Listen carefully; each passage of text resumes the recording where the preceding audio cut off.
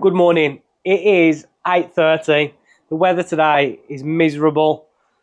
It's never very nice when the weather's like this. I hate this time of year. I much prefer if it was just cold. I can deal with the cold, wrap up. Rain annoys me. So as we finished up the video yesterday, we got to the point where the kitchen was pretty much all done. Jensen's going to carry on with the kitchen this morning, and then he's going to head into the living room, and he's then going to get all the living room chopped out whilst Nigel is carrying on wiring upstairs. We've got the bits and pieces upstairs to be done, so the cables are going to be wired to the sockets upstairs and popped into the boxes, and we've got all the old stuff that's down here that's all going to be removed as well today, ready for the plasterers tomorrow. We have put a couple of spotlights in the porch in here, which was an absolute pain, because if you have a little look down the road down here, if we can see, you might just see that just down there there's some little canopies that have got some felt on. Now that's exactly how this roof used to be. So with that roof being like that, it means that we've had to drill through the bottom layer that's been added on, and then there's the top section, which was originally the actual roof. Lifted a tile to be able to get through. Nigel's done a bit of drilling, still within zones, 150 from the ceiling. It has come down a little bit to pop through into there to get a couple of bits in to there. Switch on the wall here will then control those lights that are in there, just give a bit of aesthetics for the front of the property. I'll catch up with you later. We will head upstairs, show you exactly what Nigel's been getting on with, and we'll go from there. So we're a couple of hours into the day now. Nigel has been wiring all of the sockets upstairs. So with the size of the property, I'll quickly run through what we've ran circuits wise. So we have got a bedroom 20 amp radial circuit. We have a downstairs living room circuit, a downstairs dining room circuit, a hallway and landing socket circuit, as well as a kitchen on the left-hand side and a kitchen on the right-hand side. So we split the kitchen into two radial circuits. I'm not a fan of ring mains. I much prefer wiring radials. I think it's absolutely oblivious to some people who are not in the industry. But if you have a fault on a ring main and a cable pops out, you don't necessarily know until you have an electrical inspection done, and then it highlights it on there. With a radial circuit, if you lose a line or a neutral conductor, you know full well that it's happened because the sockets on the rest of it won't work. So I much prefer radials unless it's a big, massive house. This is a small, normal 3-bed house. So a straightforward radial circuit was more than fine. All the sockets are done. Nige has got all the cables through the floor. There's old stuff in here, which we know is what, so we're going to pull that out after. Again, the front bedroom is all done and completed, capped and sorted. Jensen has been upstairs as well and has chopped in the chases for the light switches upstairs. Unfortunately, we weren't able to pull them down to these because they're not capped in the wall. So we've brought them down to regulatory height, 1200 to the top, and that's all done. I've been busy doing some other bits here as well, which is ripping all the bits of controls out for the tank room.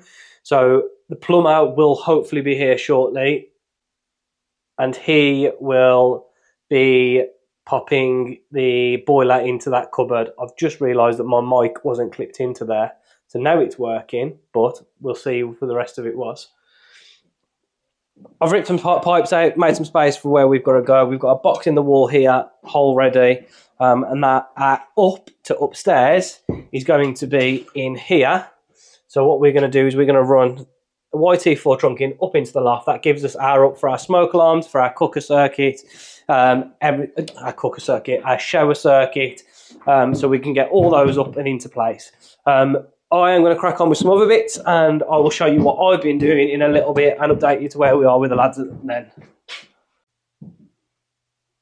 So we are on just after 7 o'clock on Tuesday evening. Floors have started to go back down in the rooms, ready for the plasterer in the morning. He's going to be starting downstairs. Andy, who's the plumber, has been in and he's made a start on the boiler. So boiler is now in the cupboard. This is a new Worcester Bosch Green Star 1000. So it's a 24 kilowatt boiler. It's perfect for this house. It has only got 8 radiators, a kitchen, and no shower. It's got an electric shower, electric, so it makes more sense. The sink in here is actually fed from a little under sink water heater. to make things a little bit easier. It's just a nice little system. There's a cold water feed that goes to it, and then there is just here, there's a cold water feed that goes to this, and then what happens is that instantaneously heats the water. You can set the flow rate, you can set the temperature, and it just means that there's no faffing about with an additional hot water pipe that's got to come over here. So it's quite straightforward at that point. We are going to wrap up in a second, and we'll be back tomorrow to come and wrap up with the rest of the rewire. Plasterers are going to be starting in the hallway, so we'll get that cleared out for them in the morning. I have treated myself to a new tool, as always. So we have a DeWalt 16 gauge second fix nailer. So because I'm going to be doing the skirtings and architraves and stuff like that in this house, I've purchased myself one of these little bad boys. Has to be DeWalt as well, not Milwaukee. So we can just quick fire straight into the architrave, straight into the skirtings, make our job a little bit easier. The outside lights are wired, and we have a switch by the back door, which is just over here. So we have a feed in, and then we've got floodlight to the right-hand side. I'm not going to see it up here tonight. Floodlight to the right-hand side, and then we've got a floodlight on the side as well for when you're going out to take the bins out and such forth. The living room, that is boxed out, ready. Nigel will get that wired first thing in the morning when he comes in. Again, another room that the plasterer can complete.